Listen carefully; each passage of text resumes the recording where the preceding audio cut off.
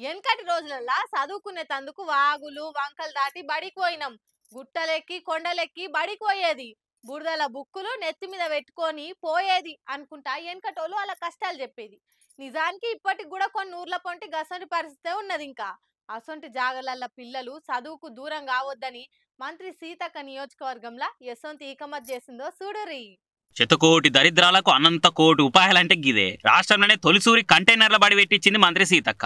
13.5 లక్షలతోటి ఈ కంటైనర్ బడిని కట్టించింది సర్కారు. ములుగు జిల్లా కన్నాయగూడెం అని మారుమూల పల్లెటూరు ఉన్నది. ఊరికి చక్కగా తవ్వ కూడా లేదు. చుట్టూ దట్టమైన అడవి. ఈ అడవిలో ఉంటున్న గిరిజన పిల్లల చదువుల కోసం బడి కట్టిద్దామని అనుకుంటే ఫారెస్ట్ వాళ్ళు పర్మిషన్ ఇవ్వలేదు. బడి కడితే అడవికి హాని అవుతుందని అడ్డం పడ్డారు. పర్మనెంట్ ఆవాసం కడితే కదా సమస్య. అప్పుడు కంటైనర్ హౌస్ తెచ్చి పెడితే ఎటువంటి ఇబ్బంది లేదు కదా అంటే లేదు అన్నారు. దాంతో ప్రీ ఫ్యాబ్రికేటెడ్ కంటైనర్ ను తీసుకుపోయి ఆడ బడి లెక్క మార్చిరు. ఊర్లో ఇచ్చంతరాల బడి పెట్టే వరకల గిరిజనులు వాళ్ళ పిల్లలు మస్తు కుసేస్తున్నారు. ఇక బల్లె దీపం ముట్టించి రిబ్బన్ గుంజినాక సీతక్కే బోర్డు మీద అక్షరాలు రాసి జెర్సే పాట అని చెప్పింది.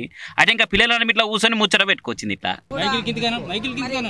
పర్మనెంట్ స్ట్రక్చర్ లేకపోవడంతో కనీసం మరి ఎలాంటి విద్య వాళ్ళు అందుకోలేనటువంటి పరిస్థితులలో మేము వినూత్నంగా ఆలోచించి తక్షణమే వీళ్లకు ఒక స్కూల్ నిర్మాణం జరగాలి అంటే మరి ఇక్కడ ఉన్నటువంటి వైల్డ్ లైఫ్ సాంచురీ ఆంక్షలు కానీ ఫారెస్ట్ డిపార్ట్మెంట్ సెంట్రల్ నుంచి ఉండేటువంటి ఆంక్షలు రీత్యా మరి తక్షణము వీళ్ళకు ఒక స్కూల్ ఏర్పాటు చేయాలని ఆలోచించడంతో వెంటనే కలెక్టర్ గారు మనం ఎట్లాగూ కంటైనర్ హాస్పిటల్స్ పెట్టినాం కదా మేడం, అట్లనే కంటైనర్ స్కూల్ కూడా ఏర్పాటు చేసుకుంటే పిల్లలకు తక్షణ మరి సదుపాయాన్ని ఇచ్చి మంచి ఎడ్యుకేషన్ ఇవ్వడానికి ఒక స్కోప్ ఉంటుందని ఈరోజు 13 లక్షలతోటి ఫ్యాన్లు కానీ కింద కూడా సంపూర్ణమైనటువంటి బేస్మెంట్తో మేము ఏర్పాటు చేయడం జరిగింది.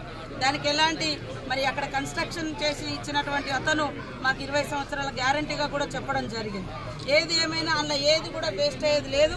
ఒకవేళ ఈ మనం పర్మనెంట్ స్ట్రక్చర్ నిర్మించుకుంటే భవిష్యత్తులో ఖచ్చితంగా ఇది మళ్ళీ కాడ కూడా పెట్టుకోవడానికి అవకాశం ఉంటుంది. కానీ ఇప్పుడున్నటువంటి మరి అటవీ ప్రాంతాల్లో ఉన్నటువంటి పరిస్థితుల రీత్యా ఖచ్చితంగా ఇలాంటి ఇంకా 2-3 కూడా మేము స్కూల్స్ ఏర్పాటు చేయబోతున్నాం.